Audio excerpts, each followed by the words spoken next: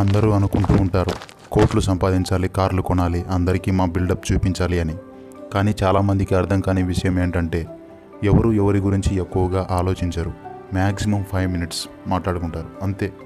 ఆ 5 minutes కోసం జీవితం మొత్తం డబ్బు కోసం ఆరాటపడి జీవితాన్ని ఆనందంగా గడపకుండా చనిపోయే వాళ్ళు చాలానే ఉన్నారు. నిజానికి మనిషి బ్రతకడానికి ఎక్కువ డబ్బు అవసరం లేదు, కానీ వాళ్ళ ఆశలు వాళ్ళ కోరికలే వారి జీవితంలో సంతోషం లేకుండా చేస్తుందన్నమాట. ఇదంతా ఓకే, కానీ ఈ సోది మొత్తం పొద్దున్న లేస్తే సోషల్ మీడియాలో, ఇన్స్టాగ్రామ్లో, యూట్యూబ్లో ఎక్కడ పడితే అక్కడ వింటుంటాం. కానీ ముందు ఈ వీడియోలో పిల్లాడు దేనికోసం వెతుకుతున్నాడో చెప్పు స్వామి అని అంటారా? సరే అయితే చెప్తాను వినండి. ఆ రోజు ఆదివారం. ఇతగాడు సరదాగా ఫ్రెండ్స్తో ఆడుకోవాలని 6 గంటలకే లేచి రెడీ అయ్యి తన బెస్ట్ ఫ్రెండ్ దగ్గరికి వచ్చాడనమాట. తీరా చూస్తే అతనికి చాలా జ్వరంగా ఉంది.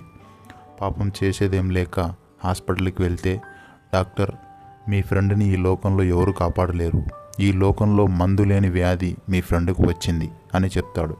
దాంతో మనోడి గుండె కన్నీటితో తడిసిపోయి మన భారతదేశ గత చరిత్రని త్రవ్వడానికి సిద్ధమవుతాడనమాట.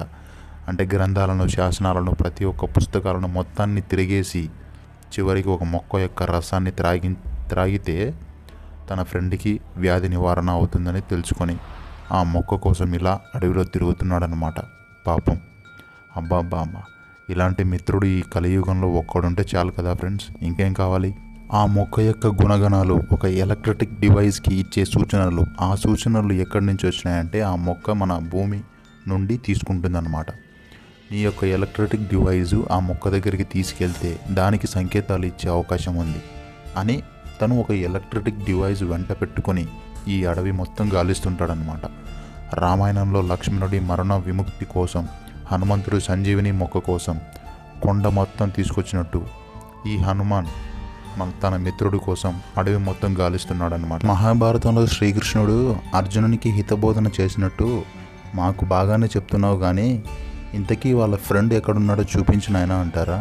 సారీ అండి, తన ఫ్రెండ్ హాస్పిటల్లో తన మిత్రుడైన ఈ అబ్బాయితో ఆడుకోవాలని, సంతోషంగా గడపాలని, చావును జయించాలని ఊపిరికి ఊపిరి అల్లుకొని బతుకుతున్నాడనమాట. ఎట్టకేలకి చివరికి ఆ మొక్కను ఈ పిల్లాడు కనుగొన్నాడు. తన మిత్రుడి మరణం నుంచి విముక్తిని చేయడానికి తిను చేసిన సాహసానికి మనందరం అభినందించాలి. ఇక తన మిత్రుడు ఇతడు చాలా హ్యాపీగా ఆడుకుంటారు. ఓకే.